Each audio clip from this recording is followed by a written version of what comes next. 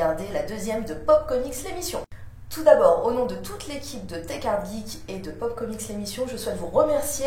Vous avez été très nombreux à regarder la première et ça fait très très chaud au cœur. Merci beaucoup. Sans plus tarder, voici le sommaire de l'émission et nouveauté, cliquez sur la rubrique que vous souhaitez regarder ou alors regardez l'émission entièrement. C'est vous qui décidez. Dans la deuxième de Pop Comics l'émission, The Place to Be, Mommy, notre partenaire, nous ouvre ses portes. Nico nous fait découvrir Brad Bird. Quoi? T'as toujours pas vu Sleepy Hollow? La sélection coup de cœur de Mommy. La lecture qu'il ne faut pas manquer, Super-héros, une histoire française. La vie d'artiste, Ariadne Auvert vous parle de son métier. Et si j'allais voir Ninja Turtles? Dans la rubrique The Place to Be, de temps en temps, nous allons faire un tour de France des boutiques et lieux à visiter si vous êtes fan de pop culture. Quoi de mieux pour commencer que notre partenaire, la librairie Mommy?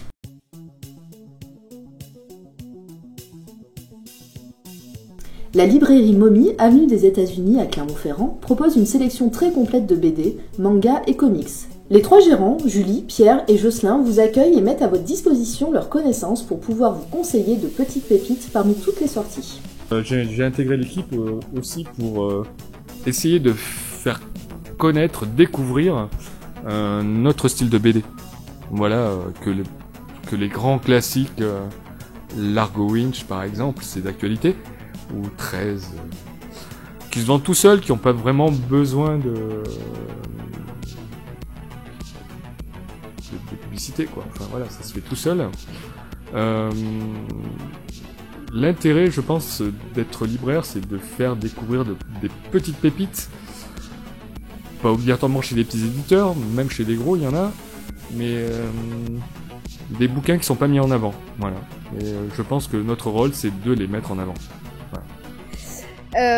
Alors moi les univers ils sont un petit peu ils sont autant dans le manga que dans le franco-belge que dans le comics, mais on va dire mes affinités portent plus sur la SF, la fantasy, voilà, sachant que alors j'ai à peu près la même conception que Pedro de la bande dessinée, c'est-à-dire vouloir faire découvrir des choses aux gens et être on va dire un médiateur un petit peu pour les gens, mais aussi d'amener des gens, des nouvelles personnes à la bande dessinée. Donc créer des nouveaux lecteurs qui soient hauts comme 3 pommes ou même à 50 ans découvrir la BD, pourquoi pas. Voilà. En domaine de prédilection, moi ça va surtout être le manga, parce que c'est avec ça que j'ai vraiment découvert le mieux de la BD, mais j'ai quand même lu Garfield quand j'étais petit. D'ailleurs j'aime beaucoup tout ce qui est BD humoristique aussi, et surtout l'humour noir. Je développe un petit peu mon côté fan de comics depuis que je travaille ici. Donc voilà, tout ce qui est univers Marvel, tout ce qui est univers DC Comics. Et dans la boutique, je m'occupe aussi de tout ce qui est goodies, para BD, para manga. Voilà, oui, donc développer les événements, en fait l'espace faut qu'il vive, donc il faut qu'il soit occupé. Donc ça va être à la fois proposer à des gens de venir occuper cet espace, que ce soit des associations, que ce soit des partenaires, que ce soit des artistes, quels qu'ils soient. Et puis ça va être aussi pour, je dirais, rajouter une dimension quand on reçoit des auteurs en dédicace. La simple dédicace nous intéresse pas vraiment. On veut qu'il y ait un vrai échange, qu'il y ait un support, qu'il y ait un maximum de matière pour les gens, pour qu'ils se rendent compte que voilà, derrière la bande dessinée, il y a un être humain, il y a plein de planches, il y a un travail, etc., etc. Enfin voilà, tout un tas de choses pour rendre la chose un peu plus funky. Voilà. Funky. C'est ça. Voilà. La leçon de rattrapage pour néophytes, Nico et ses alter ego nous parlent de Brad Bird.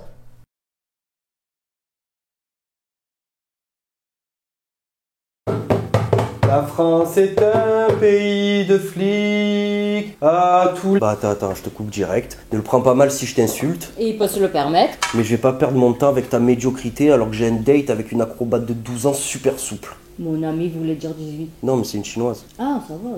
Bah allez, next. Oui, bonjour, alors moi je fais des vidéos avec mon solo. Attends, mais tu te crois où? On peut pas montrer de vidéo ici. Si, on peut. Ah ouais? Bah oui. Ah bah vas-y, alors montre. Eh ben voilà. Non, mais ferme-la, montre-nous juste ta vidéo.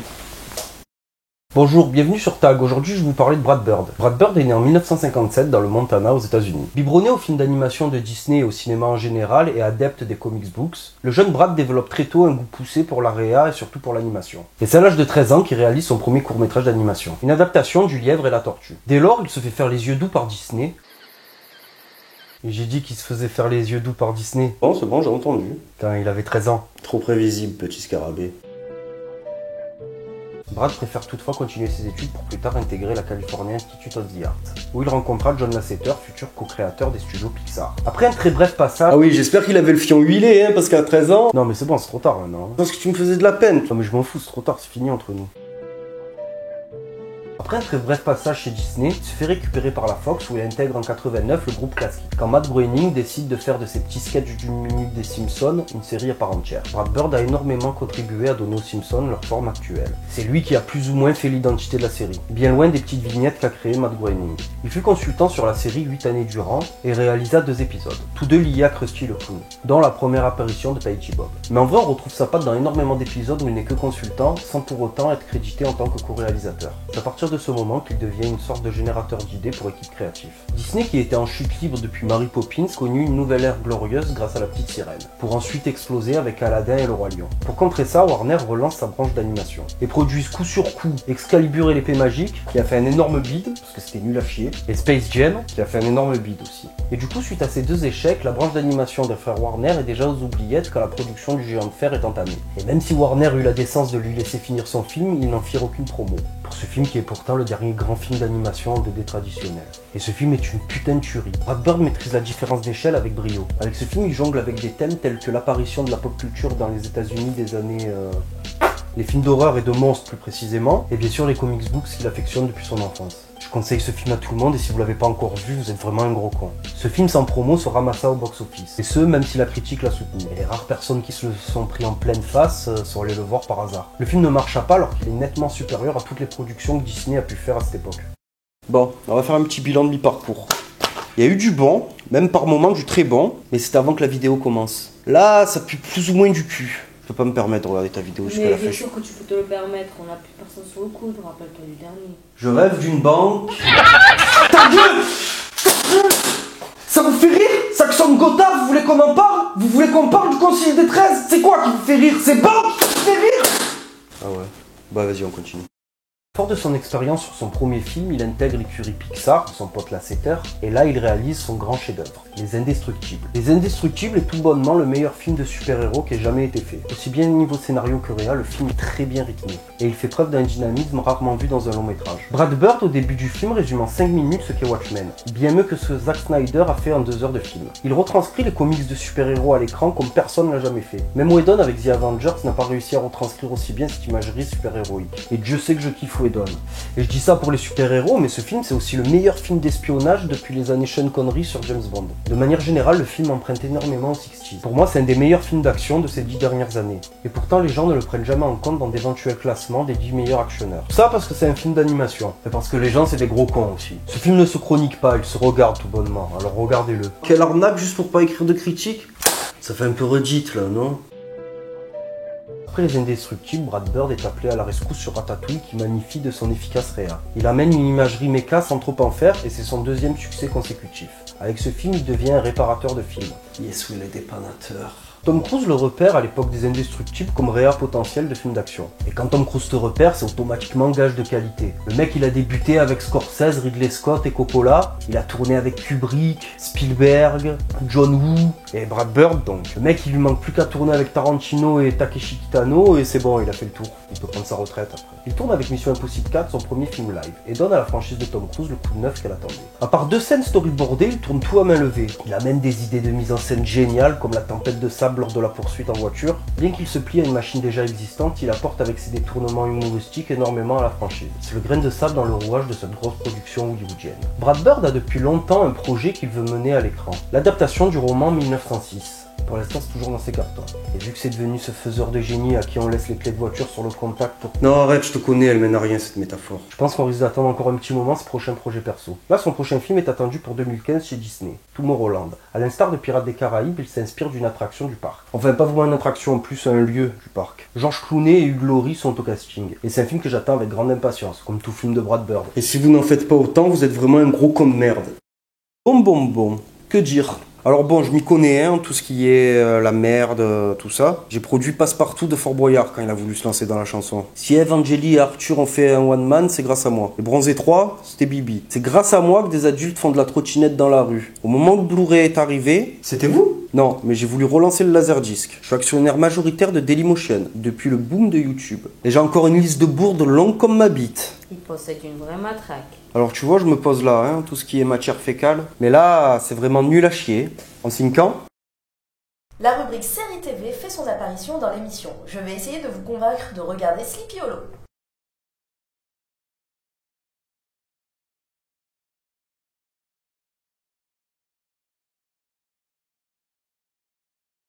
Que les choses soient claires, malgré la présence du cavalier sans tête, Sleepy Hollow est complètement indépendante du film de Tim Burton du même nom.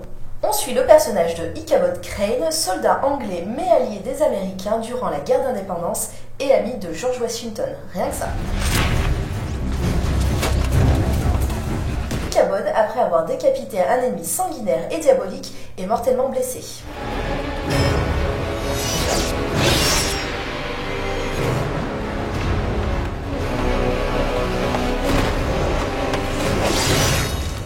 Il se réveille à notre époque par magie dans la ville de Sleepy Hollow.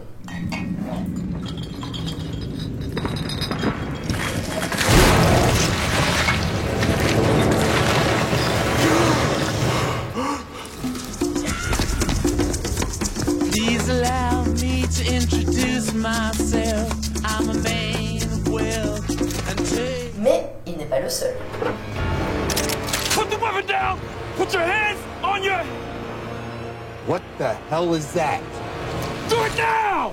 À partir de là, il fera équipe avec la policière Abby Mills pour résoudre des enquêtes sous fond d'apocalypse et de surnaturel.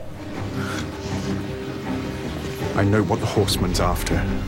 La série, avec une base assez surprenante, suit le schéma classique du duo d'enquêteurs que tout oppose. You want my help, which suggests you have no options. I'm not going to say that I believe you, but I am the closest thing to it that you're going to come across. Il est marrant de voir cet homme d'une autre époque réagir aux choses les plus banales du XXIe siècle.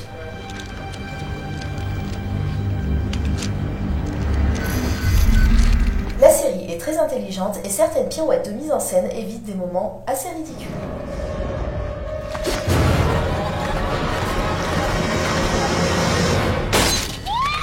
Je citerai comme exemple le démon Moloch, une silhouette floue qu'on ne distingue jamais vraiment.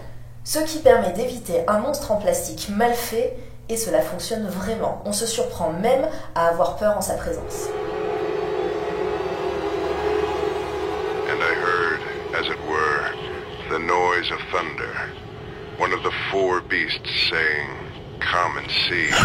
La série mélange horreur, société secrète, religion, apocalypse, humour, enquête, élus, franc-maçon, mémoire photographique, sorcellerie, légendes urbaines, faits historiques, et j'en passe. Et oui, j'en passe. On aurait pu donc avoir quelque chose de brouillon, mais les créateurs s'en sortent plutôt bien.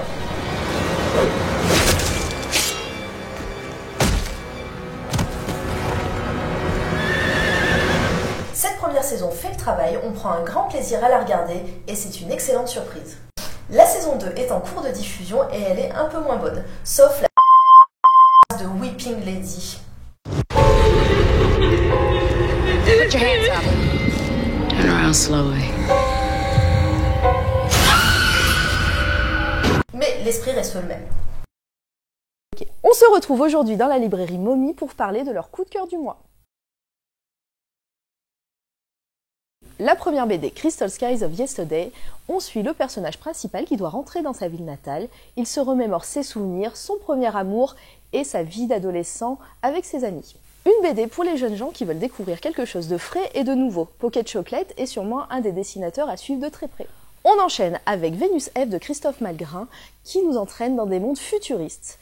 5 petites histoires qui nous mettent tout de suite dans le bain graphiquement. C'est très beau et certaines pages sont époustouflantes. Malgré l'absence de dialogue, certaines histoires sont très faciles à comprendre et ça c'est beau. Cependant, ce n'est pas à mettre entre toutes les mains puisque certaines scènes sont très explicites. Okay.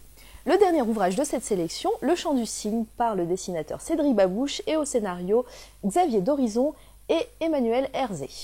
On suit un groupe de poilus durant la Première Guerre mondiale qui se sont rebellés contre l'autorité militaire en place. Leur but, se rendre à l'Assemblée nationale et faire tomber le gouvernement armé d'une pétition signée par des milliers de soldats. Prévu en 2 tomes, ce premier volume pose les bases d'un road trip militaire loin d'être de tout repos.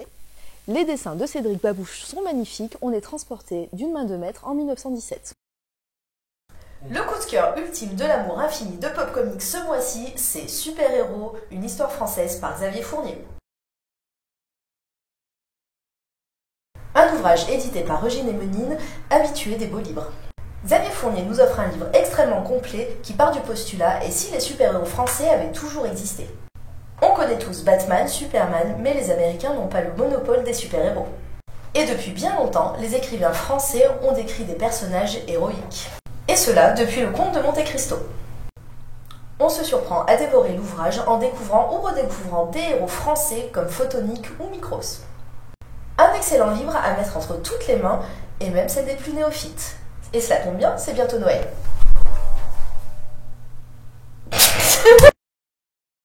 Qui de mieux pour parler de son travail que l'artiste lui-même? Encore une nouvelle rubrique, la vie d'artiste, et c'est Ariane Novert qui l'inaugure. Alors, Ariane Nevers, je suis web designer et graphiste dans une agence de com. Je viens de la région parisienne. Depuis que je suis gamin, en fait, je dessine. J'avais un oncle en fait peintre, donc c'est lui qui m'a un petit peu mis sur le chemin. Et après, j'aimais bien dessiner des voitures, donc j'ai commencé à dessiner ce genre de trucs, comme tout gamin. Et j'ai découvert les mangas, j'ai découvert les comics, j'ai découvert les super-héros, comme tout le monde à peu près, les gamins un peu normaux. Et c'est parti de là en fait, donc j'avais envie de redessiner ce que j'aimais et c'est comme ça que j'ai commencé. Sinon, plus sérieusement j'ai commencé en 2010. D'ailleurs justement quand j'ai commencé à mon métier de web designer. Entre les pauses ou les pauses des jeux, en fait, je dessinais, je faisais des illustrations et en fait c'est à partir de là que j'ai décidé à faire quelque chose de plus sérieux et devenir entre parenthèses un artiste geek. Alors ma série, donc la série la plus connue donc avec les taches de peinture, donc Paint Splatter, c'est parti donc sur une idée de création de broches pour Photoshop, donc pour reproduire au plus réaliste possible les taches de peinture qu'on peut balancer sur une feuille de papier. Quand j'étais gamin, je faisais ça avec des pochoirs pour créer des dessins, donc je me suis dit je vais essayer de recréer ça et reproduire ça de façon digitale. Donc c'est parti de là.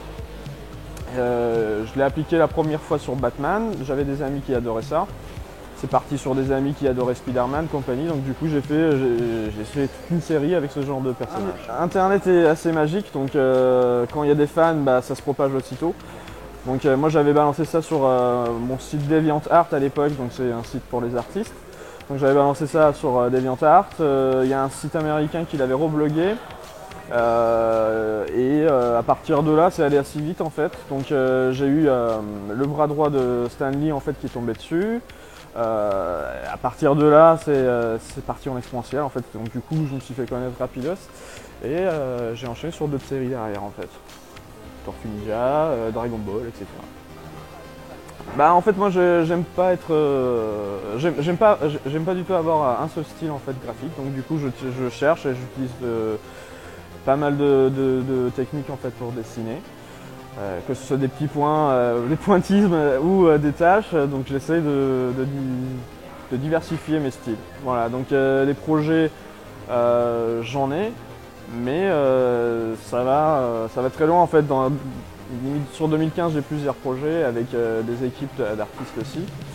Donc j'ai ça, et en même temps je suis l'équipe Tag, donc en même temps j'ai des projets aussi pour l'équipe Tag, par exemple pour le projet M qu'on a fait récemment, etc. Voilà.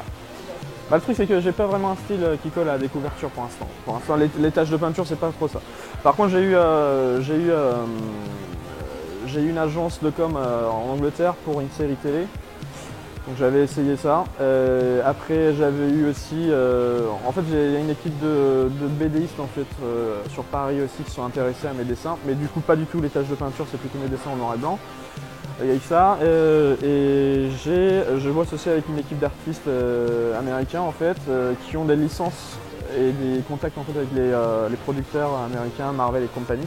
Donc on leur sort souvent, on va dire tous les 2 mois en fait, on leur sort des couvertures alternatives pour les films qui vont sortir. Et le dernier c'était les Gardiens de la Galaxie en fait. Voilà.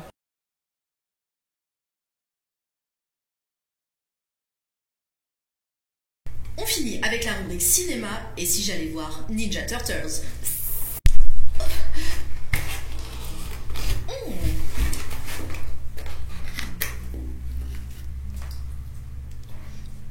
C'est bien là. Ninja Turtles, réalisé par Jonathan Liebsman et produit par Michael Bay. Et ça se voit.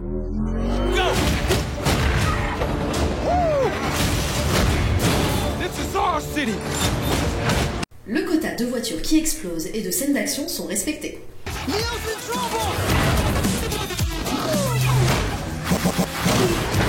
Les tortues affrontent le grand méchant Shredder en passant la déception du film. Shredder. Aidé par la journaliste April O'Neil, interprétée par Megan Fox, en passant pas trop énervante, et ça, c'est un bon point. Like shadows in the night, completely unseen. Who's that? It's a camera flash. Give me the camera. Le film fait son boulot, c'est fun et drôle, les tortues sont cool et c'est ce que j'attendais personnellement.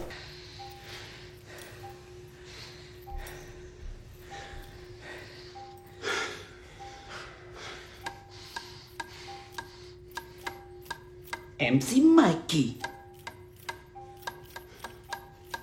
MC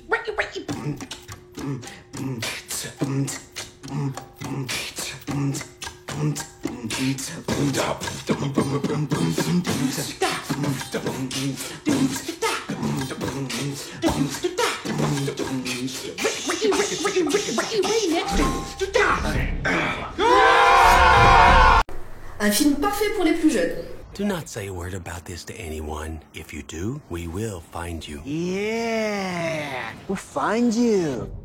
I'm sorry, that came across super creepy, okay? We will find you though. Cependant, des soucis de logique, comme par exemple la façon dont Splinter apprend le combat.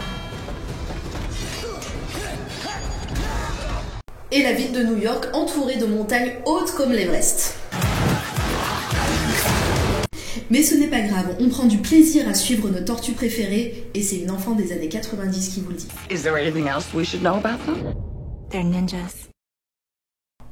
Et voilà, Pop Comics l'émission c'est fini, on se retrouve le mois prochain toujours avec André et là je vous laisse avec une surprise de Nico. J'aime pas attendre comme ça, il y a toujours le stress qui monte. Ouais c'est clair, c'est chiant. Mais tu es sûr que tu risques pas d'avoir quelqu'un? Genre un voisin caché derrière le Judas? Non, non, aucun risque. Et d'empêche, tu as vu comme c'est traite ces Judas? Imagine ça sonne. Tu regardes le mec qui bouge le Judas. C'est stressant à faire pâlir un pack-pack. Mais quand même, tu vas te sentir obligé d'ouvrir. C'est pour ça qu'il faut toujours avoir un hachoir à portée de porte. Ah, ça c'est un truc avec la boussée de partout. C'est un vrai piège à ADN. Le fucking sac m'a fucking coque. Quand tu tires une balle dans la tête d'un mec, tu crois que tu risques pas de gunshot? Ouais, c'est pas faux. Bon, il va se faire l'heure, hein. Faudrait y aller. Allez, on y va. T'as ton masque?